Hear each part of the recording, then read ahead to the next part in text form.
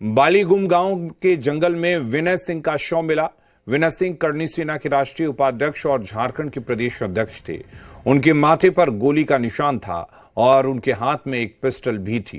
इस घटना के बाद समाज से जुड़े लोग आक्रोशित हो गए और उन्होंने NH 33 पर सड़क जाम कर दिया। उन्होंने पुलिस प्रशासन के खिलाफ नारे लगाए, जिसके बाद पुलिस ने जल्द कार्रवाई का आश्वासन दिया और लोगों को सड़क से हटाया।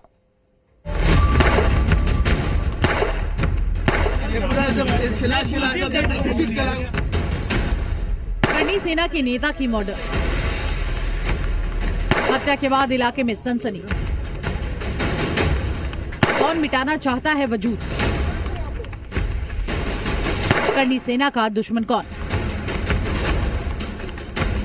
झारखंड की लौ नगरी जमशेदपुर में राजपूत करनी सेना के राष्ट्रीय उपाध्यक्ष विनय सिंह की गोलियों से मारकर हत्या कर दी गई। इस घटना से शहर में सनसनी फैल गई। हमला जमशेदपुर के एक भीड़-भाड़ वाले इलाके में हुआ, जहां विनय सिंह किसी निजी कार्यक्रम में शामिल होने जा रहे थे। हमलावर पहले से घात लगाकर बैठे थे। जैसे ही विनय सिंह अपनी गाड़ी से उतरे, विनय को गोली मार दी गई। इससे मौके पर ही उनकी मौत हो गई। विनय सिंह की संदिग्ध हालत में हत्या के बाद क्षत्रिय समाज और करनी सेना के कार्यकर्ताओं ने डिमना चौक और NH 33 को जाम कर दिया। प्रदर्शनकारियों ने हत्यारों की गिरफ्तारी की मांग को लेकर सड़क पर उतरकर जमकर प्रदर्शन किया। सनसनीखेज मर्डर से भारी बवाल, करनी सेना के उपाध्यक्ष की हत्या के विरोध में प्रदर्शन, आरोपियों की गिरफ्तारी की मांग। मौके पर पहुंचे पुलिस और प्रशासनिक अधिकारियों ने स्थिति को नियंत्रित करने का प्रयास किया और जल्द गिरफ्तारी का आश्वासन भी दिया। फिलहाल इलाके में तनाव बना हुआ है और पुलिस मामले की गंभीरता से जांच कर रही है। हम लोग देखेंगे कि हर एक एंगल से, कि टेक्निकल एंगल से भी देखेंगे कि उसके यहाँ आने का क्या संभावना है, कैसे वो आया और किसे किसे उनकी बातें हुई, सारे हम लोग।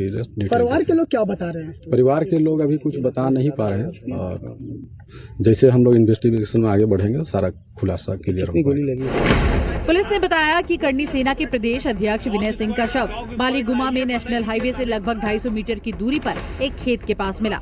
उनके शव के पास से एक कंट्री मेड पिस्टल भी मिली। एक इंजरी दिख रहा है, अभी क्लियर नहीं हुआ है, लेकिन चूंकि रात का समय है तो बहुत क्लियर विजिबिलिटी नहीं हो पा रहा है। हम लोग लाइट में जब देखेंगे तो क्लियर हो पाएगा। पिस्टल भी बरामद हुआ, पिस्टल घटना से। वारदात के बाद क्षत्रिय करनी सेना के राष्ट्रीय अध्यक्ष राज शेखावत ने आर पार की लड़ाई का ऐलान कर दिया है। क्षत्रिय करनी सेना के राष्ट्रीय उपाध्यक्ष एवं प्रदेश अध्यक्ष श्री विनय सिंह की धोखे से हत्या कर दी गई। कल दोपहर की ये घटना है। धोखे से वहां हमारे राष्ट्रीय उपाध्यक्ष और झारखंड के प्रदेश अध्यक्ष विनय सिंह जी को बुलाया गया और वहां पर इन लोगों द्वारा हमारे अध्यक्ष की हत्या कर दी गई। राज शेखावत ने जी न्यूज से कहा कि जांच के बाद पता चलेगा किसका हाथ है। मैं फिर से कहता हूं, ये जांच का विषय है। हमें अभी कुछ भी पता नहीं है कि हत्या किसने की, लॉरेंस गैंग ने की है या वहां की लोकल कोई गैंग ने की है या किसने की, हमें कुछ पता नहीं। लेकिन आज शाम तक सारी की सारी पिक्चर क्लियर हो जाएगी। मैं आपसे फिर कहता हूं कि इस हत्या का बदला अवश्य लिया जाएगा। सवाल ये कि आखिर वो कौन है जिन्होंने विनय को मौत के घाट उतारा? क्या ये किसी गैंग से ताल्लुक रखते हैं या कोई आपसी दुश्मनी थी? क्योंकि इससे पहले साल 2023 में जयपुर में सुखदेव सिंह गोगामेडी का मर्डर कर दिया गया था, जिसकी जिम्मेदारी लॉरेंस गैंग ने ली थी।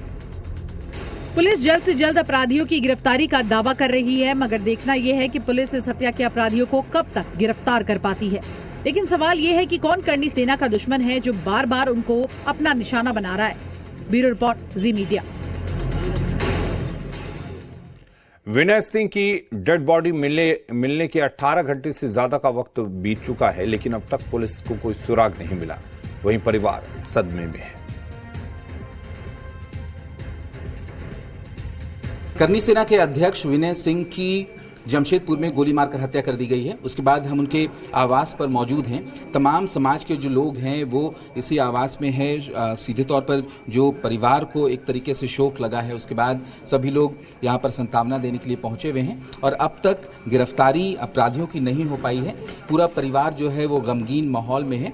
उनके जो परिवार वाले हैं, विनय सिंह के जो पिता हैं, उनसे बात करते हैं। अंकल, बेहद दुखद घटना है, अब तक क्या कुछ हुआ है इस पर? क्या बताएंगे तो, अब गया अब घर आया नहीं, यही नहीं बता सकते हैं। बॉडी अभी हॉस्पिटल में? हाँ, बहुत सारे हॉस्पिटल में जा रहे हैं। आप लोग वहीं जा रहे हैं? जा रहे हैं। जानकारी आप लोगों को मिली थी और अब तक क्या कुछ किया है पुलिस की तरफ से, क्या कार्रवाई हुई? ये करीब करीब 8:30 बजे रात को मिला। मतलब सवेरे जब वो निकले थे उसके बाद घर नहीं आए थे, हाँ, फोन नहीं उठा रहे थे। अपना फ़ोन नहीं, रिंग होता था लेकिन उठाते नहीं थे। पुलिस कार्रवाई कर रही है, उसमें हम क्या बता सकते हैं। पुलिस को तो सारा चीज़ इतना रिपोर्ट है उसको मिल ही जाएगा।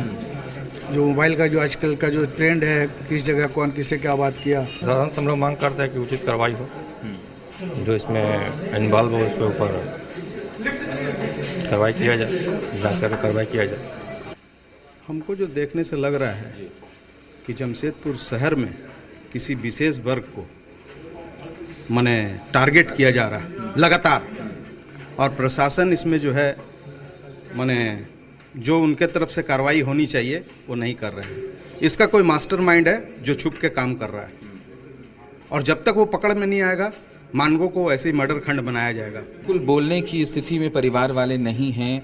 सीधे तौर पर जिस तरीके से घटना घटी है उसके बाद तमाम जो लोग हैं वो मामले पर कार्रवाई करने की मांग कर रहे हैं और आरोपी की गिरफ्तारी की मांग कर रहे हैं। कैमरा पर्सन राउती के साथ कामरान जलीली, जी मीडिया, जमशेदपुर।